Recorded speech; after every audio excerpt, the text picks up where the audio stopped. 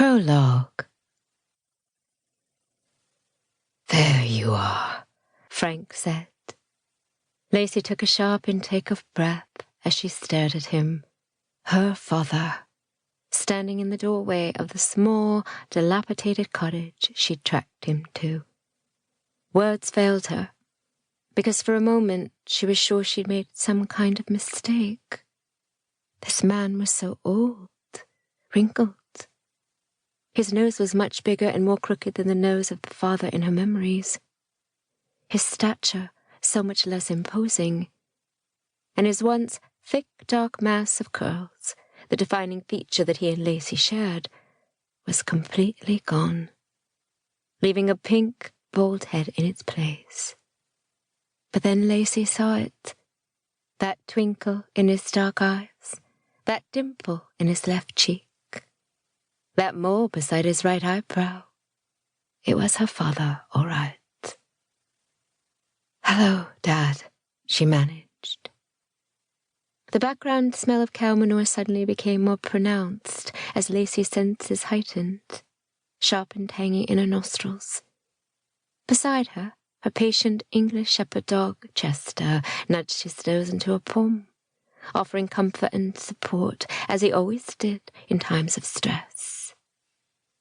"You've grown," Frank quipped. "I'm glad," Lacey replied with a cautious smile. "It would be odd if I was still the same height I was when I was 7. Her voice trailed off, the unspoken weight of her words hanging in the ether between them. Her father shuffled from one foot to the other awkwardly. It reminded Lacey of an animal in a zoo, cornered. Was that how her turning up out of the blue made him feel? Like he was trapped? "I'm sorry for turning up unannounced," she blurted. Her dad's expression softened. "Not at all. Don't be sorry. I was hoping you would." Lacey let the tension she was holding in her muscles loosen a little. Though this meeting was far from the fantasy she'd envisioned, she was at least glad to know she wasn't a wholly unwelcome visitor. "Did you want to come in?" her dad asked tentatively. "You and—" His gaze fell to the dog, sitting obediently at her legs. "Chester," Lacey said. She patted her canine companion's head. "Chester," Frank replied, smiling. "I don't have any dog treats in the house, unless he's allowed a biscuit." "Biscuit," Lacey repeated in her mind, suddenly aware that the 30-odd years her father had spent living in England would have changed him significantly, not just in terms of his lexicon, but in other more subtle ways too. In a very real sense, he was pretty much a stranger to her now. "Yes, he's allowed one," she stammered.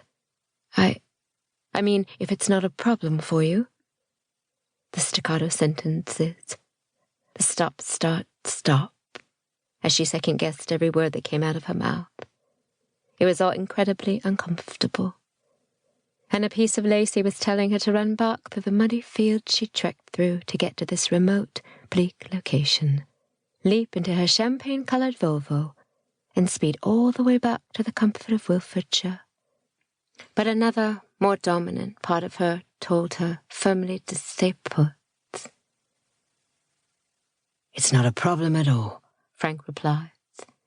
He moved back from the door, allowing her entrance. After a brief moment of hesitancy, Lacey stepped inside her father's cottage. Right away, she was struck by the similarities to her own home.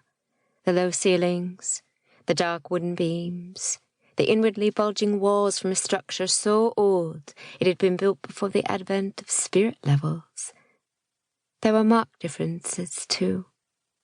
Where Lacey's cottage was brimming with life, Chester, Tom, Gina's daily visits, her father's seemed small, lonely and quiet.